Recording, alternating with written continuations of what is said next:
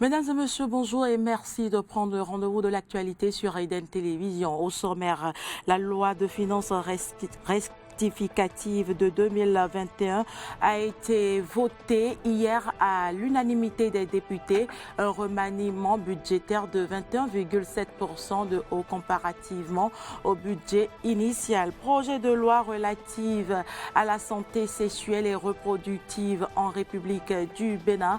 Les évêques supplient les députés de ne pas voter la dite loi. Leur déclaration est à suivre dans cette édition. Et puis, 10 ans après l'assassinat de Muammar Kadhafi par les rebelles, la Libye peine à retrouver une stabilité. L'ancien dirigeant menait le pays d'une main de fer depuis son coup d'État contre la monarchie en 1969.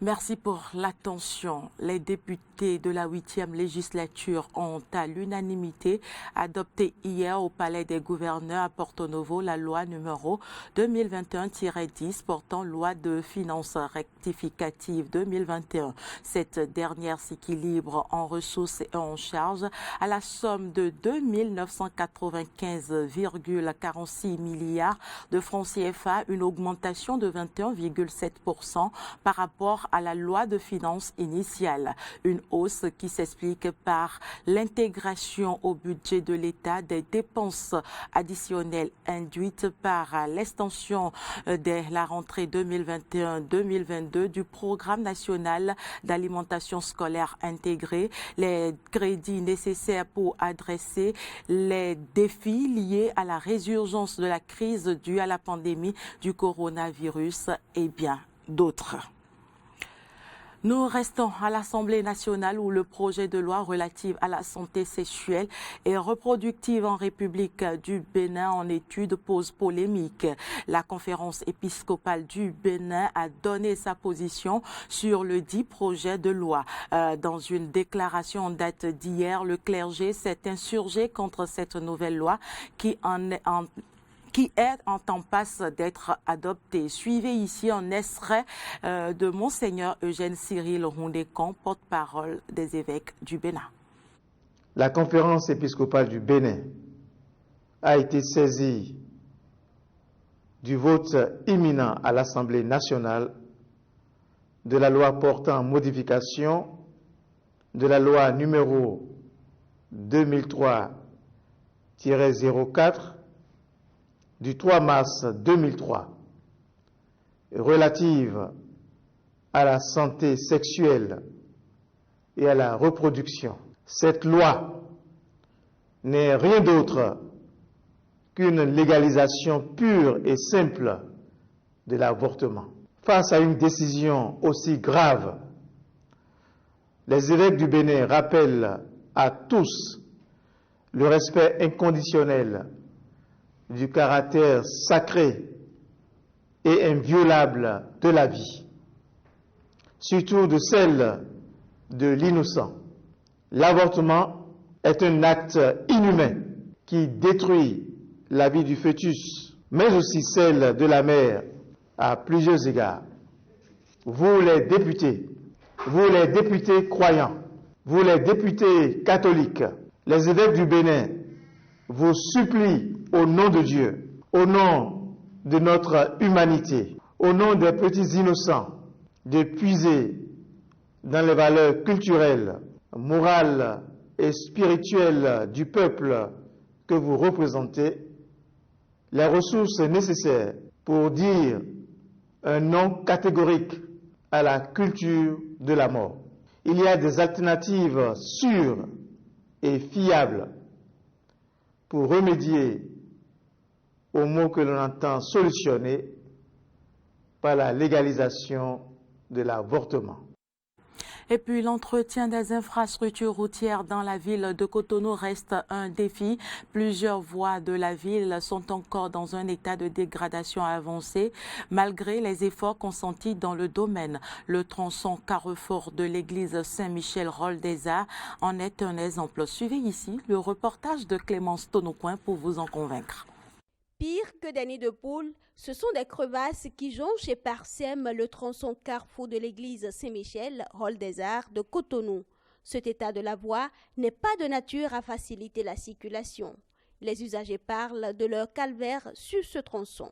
La voie là, c'est catastrophique.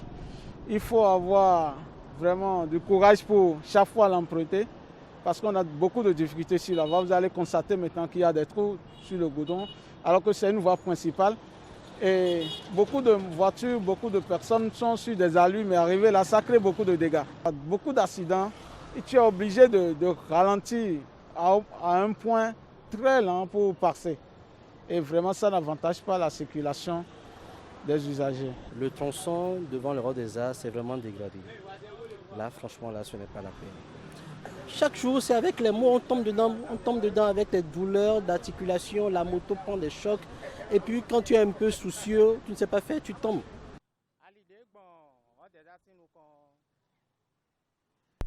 La voie qui passe devant le Hall des Arts est vraiment dégradée à deux endroits. La première partie, c'est devant le grand portail et la deuxième partie, c'est après l'entrée principale du CPA.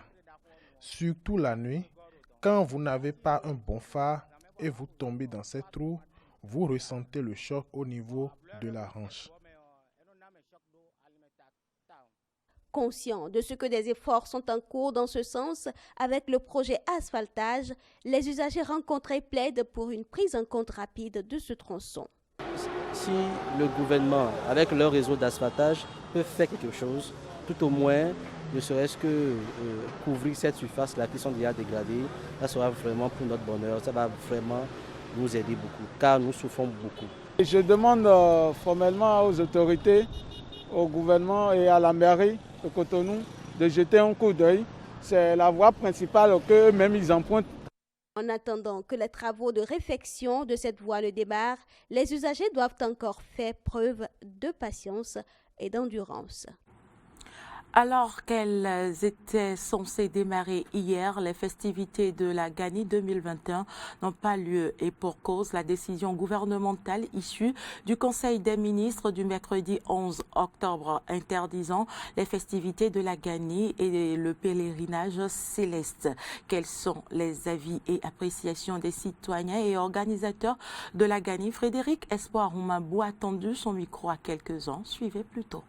Le gouvernement a pris une bonne décision parce qu'aujourd'hui, tout le monde, dans le monde entier, nous savons tous la maladie qui nous ronge partout, et qui est le coronavirus.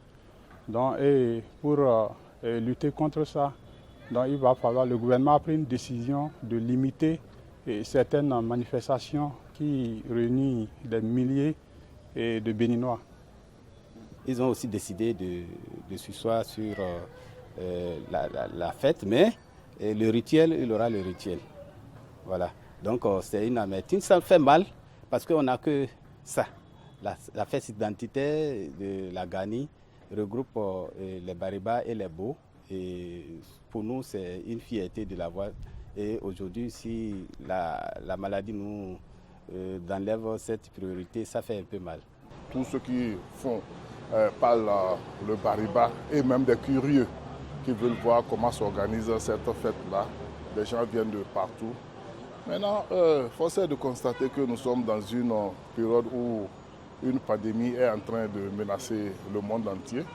Et par rapport à cette pandémie, le gouvernement a décidé qu'il n'y ait pas assez de regroupement pour éviter, n'est-ce pas, les éventuelles contaminaisons. Donc c'est pour cela que nous ne pouvons pas faire autrement et on est obligé de nous soumettre à cette décision du gouvernement. Que ce soit l'association de développement, la mairie et la cour impériale, on avait déjà commencé à mettre les bouchées doubles pour que l'événement quand même puisse se passer dans de bonnes conditions. Donc nous avons déjà commencé tout ça quand la décision est tombée, comme quoi on ne peut que s'en tenir juste au rituel. Il faut reconnaître déjà que cette festivité-là a un caractère, au-delà du culturel et du cultuel, a un caractère économique.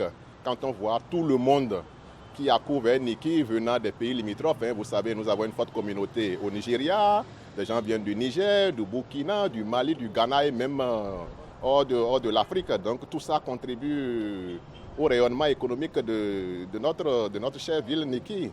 Ben, les hôtels sont pleins souvent à craquer. Si vous ne réservez pas une semaine à l'avance, vous ne pouvez même pas avoir accès au logement, les ventes ou même des gens quittent les pays extérieurs pour venir vendre. Tout ça là ne pourra pas se tenir. Donc économiquement, nous savons déjà que nos populations vont perdre beaucoup de choses. Tout le monde sait en ce moment-ci ce qui se passe. Les mesures barrières ne peuvent pas être respectées avec toute cette foule-là. Parce que si vous avez une fois assisté à la fête de la Gani, vous vous rendrez compte qu'avec le monde que nous avons là, la distance même de 30 cm est difficile à respecter. À plus forte raison, 1 mètre, donc c'est pas possible.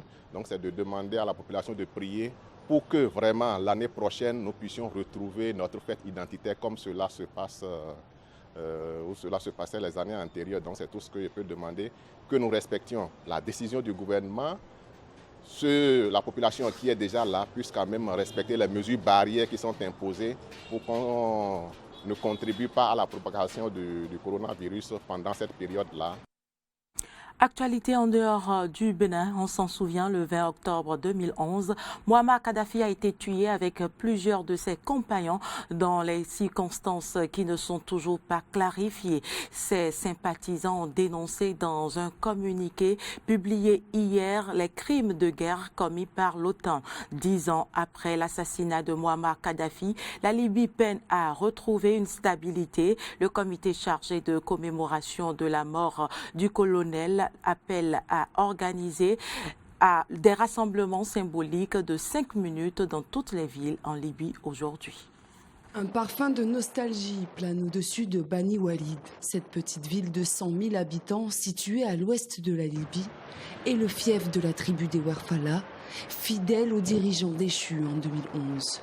10 ans après sa mort, ils regrettent encore leur ancien dirigeant, Mouammar Kadhafi. C'est pourtant à cet homme que d'autres reprochaient une implacable répression de toute velléité contestataire, notamment pendant la révolution du printemps arabe. La raison pour laquelle nous, les habitants de Bani Walid et d'autres villes de la Libye, sommes restés attachés à l'ancien régime, puisque nous sommes restés attachés à l'ancien régime, c'est que les événements de février 2011 n'ont apporté que guerre, désolation, division et atteinte à la souveraineté de notre pays. Pour ces fidèles, la chute du colonel n'a été possible que grâce aux frappes aériennes franco-britanniques et à la trahison d'une partie de l'armée. Et ils en sont certains, c'est un symbole international qu'ils ont voulu abattre. Mouammar Kadhafi était un symbole pour tous les peuples libres du monde. Son influence allait au-delà de la Libye. Ses admirateurs et ses partisans sont partout dans le monde. Du point de vue de ses partisans, la mort de Kadhafi a ouvert la porte à de multiples ingérences étrangères. Ce pays d'Afrique du Nord est devenu le théâtre d'affrontements entre puissances extérieures qui encourageaient les Libyens à se déchirer. Depuis 2014, la Libye était divisée en 2 autorités qui se livraient une querelle de légitimité, avec d'un côté les soutiens à Fayez el-Sarraj, à Tripoli, et de l'autre le maréchal Haftar à Benghazi. Une guerre civile qui sera interrompue par un cessez-le-feu instauré en octobre 2020. Un gouvernement de transition a été mis en place en mars dernier sous l'égide de l'ONU pour mener le pays vers une élection présidentielle prévue le 24 décembre. Pour l'ancien ministre de l'Intérieur, cette solution n'apportera pas la paix.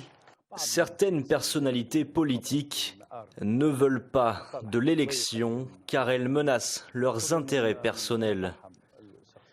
D'autres s'inquiètent de les voir porter au pouvoir un personnage inapproprié, issu de l'ancien régime ou de l'armée. Il y aura certainement un conflit politique et une forte polarisation qui peut se transformer en conflit armé. Avant la révolution de février 2011, les Libyens ont connu une certaine prospérité, notamment grâce à une formidable manne pétrolière. Un temps révolu car la production a nettement diminué. Un constat identique pour le PIB du pays qui a frôlé les 75 milliards de dollars en 2010 pour atteindre les 52 milliards en 2019. Haïti plonge dans une nouvelle crise après l'enlèvement des missionnaires nord-américains. Après l'appel de plusieurs syndicats et associations, la population a arrêté toute activité depuis lundi. Les grèves se poursuivent dans l'objectif d'interpeller les autorités sur l'insécurité qui règne dans le pays face aux violences. En visite en Équateur, le secrétaire d'État américain Anthony Blinken s'est exprimé sur la crise que vit le pays. Notre administration s'est concentrée sans relâche sur cette question, notamment en envoyant une équipe du département d'État en Haïti, en travaillant en étroite collaboration avec le FBI, qui est le chef de file dans ce genre d'affaires, en communication constante avec la police nationale haïtienne, l'église à laquelle appartiennent les missionnaires, ainsi qu'avec le gouvernement haïtien. Et nous ferons tout ce qui est en notre pouvoir pour aider à résoudre la situation. Les députés ont commencé l'examen d'un nouveau projet de loi du gouvernement prévoyant la possibilité de recourir au pass sanitaire jusqu'au 31 juillet 2022. Une mesure qui a suscité de vives réactions de la part d'élus de tous bords. Les détails, c'est avec nos confrères de RT France. Ne pas nous désarmer quand bien même le virus montrerait des signes de faiblesse. Ce sont les mots d'Olivier Véran hier dans l'hémicycle. Avec ce projet de loi vigilance sanitaire, l'exécutif veut avoir la possibilité de prolonger l'utilisation du pass sanitaire si la situation sanitaire l'exige ou de déclencher par exemple un couvre-feu ou un confinement grâce à l'état d'urgence sanitaire et ce jusqu'en juillet 2022. Mais comme l'a rappelé le ministre de la Santé, la perspective d'allègement du pass sanitaire demeure et elle sera examinée à la mi-novembre. Des propos loin d'avoir rassuré l'opposition et le gouvernement a dû faire face à de nombreuses critiques. Certains ont évoqué un chèque en blanc donné à l'exécutif, un état d'exception qui devient la norme ou encore un déni de démocratie. Du côté de la troisième dose, son injection pourrait conditionner la validité du pass sanitaire pour certaines catégories de population, à savoir les plus de 65 ans et les plus fragiles. Mais pour le moment, aucune décision en ce sens n'a été prise. C'est une possibilité, a indiqué sur RTL Gabriel Attal, le porte-parole du gouvernement. Hier, dans l'hémicycle, Olivier Véran a rappelé l'importance de cette troisième dose pour les plus de 65 ans donc et les plus fragiles.